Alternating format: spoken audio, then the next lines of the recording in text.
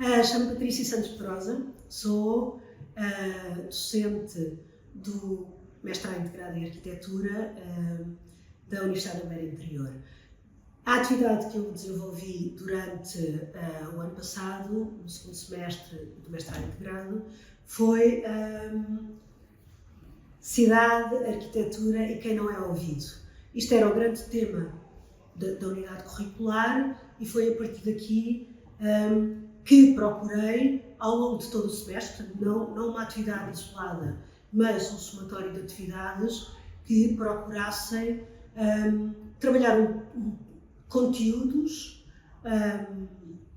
que são conteúdos na esfera das humanidades, portanto, às vezes difíceis de causar discussão aprofundada, e então o grande objetivo era identificar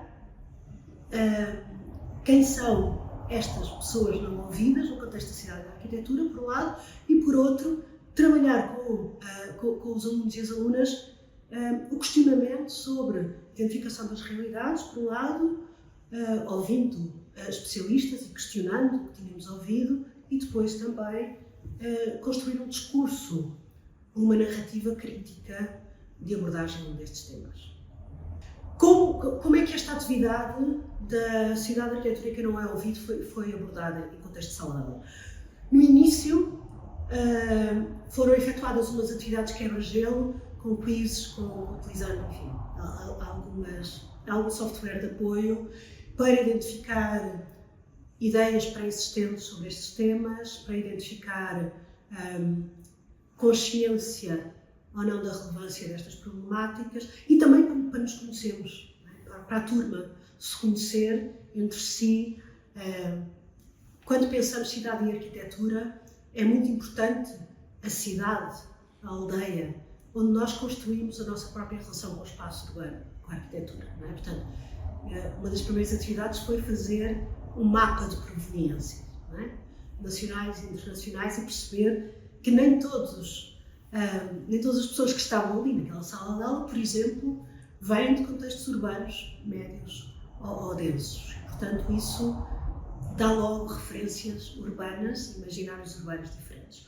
Por outro lado, permitiu também, a partir da identificação desta origem e do sítio onde estas pessoas, onde estes alunos e alunas se construíram enquanto cidadãos e cidadãs, começar a identificar aquilo que eram, no fundo, os nossos objetos de investigação, de discussão ao longo do semestre. Não é? Alguns temas foram mais aprofundados, assistindo a aulas, conferências, palestras sobre alguns destes temas. E depois também, a partir destas apresentações, foram dissecados entre nós, utilizando o quadro enquanto sítio onde toda a gente ia escrever, o espaço de partilha, de pensamento, de ideia, de reflexão, de dúvidas também. Íamos construindo leituras críticas do que tínhamos ouvido coletivamente. Daqui, cada grupo começou a desenvolver reflexões que diziam respeito a estas problemáticas específicas para produzir uma narrativa visual crítica. Os trabalhos foram sempre apresentados em aulas ao longo do semestre e a ideia era que a turma, não era para mim, para a professora que apresentava, era para o grupo, e o grupo questionava, o grupo dava ideias, o grupo contribuía com referências que podiam ajudar e pronto. Ia-se construindo também em proximidade com o pequeno grupo de trabalho, com o grande grupo de trabalho.